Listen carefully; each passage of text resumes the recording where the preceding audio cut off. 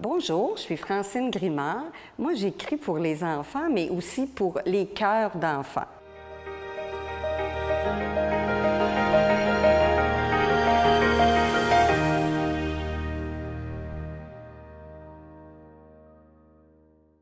Et puis, je suis native de Sorel. Disons que mes racines sont à Sorel.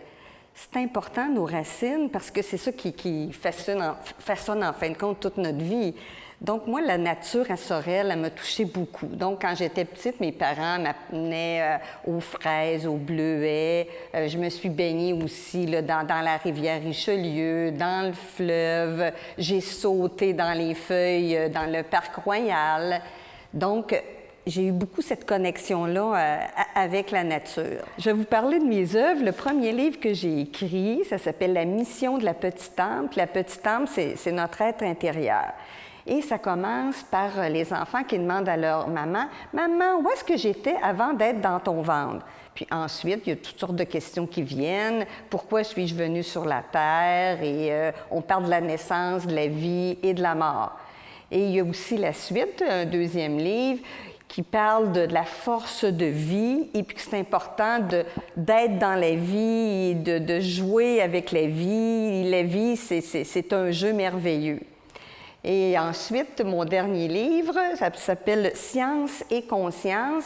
C'est plutôt comme un petit cahier. Il y a 40 activités scientifiques, mais aussi comme un peu d'éveil spirituel. Parce que je parle surtout dans ce livre-là du monde minéral, des roches, du sable. Je donne des notions scientifiques, vues de mon expérience en sciences physiques, mais reliées aussi à vivre le moment présent.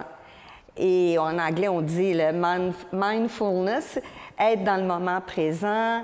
Et je parle aussi de stimuler la créativité, je parle d'art, d'écriture, et je leur dis « ayez le regard féerique ». Le regard féerique, ça veut dire voir l'invisible, voir les petits détails, voir l'extraordinaire dans les petits détails de la vie de tous les jours. Une autre chose aussi importante dans mes livres, j'aime beaucoup intégrer les enfants, leur poser des questions, leur dire « toi, qu'est-ce que tu en penses? » C'est pas juste une explication, mais c'est des suggestions de proposer, puis qu'ensemble, les enfants, les parents, les éducateurs discutent. Parce que ce que les enfants ont à dire, c'est très important. Comme je disais tantôt, les enfants, c'est la merveille.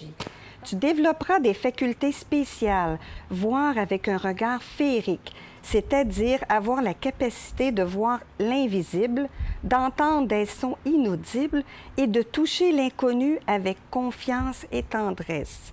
Avec tes sens, ton esprit et ton cœur, tu entreras alors en contact avec le monde minéral. Quelle merveille, quelle découverte!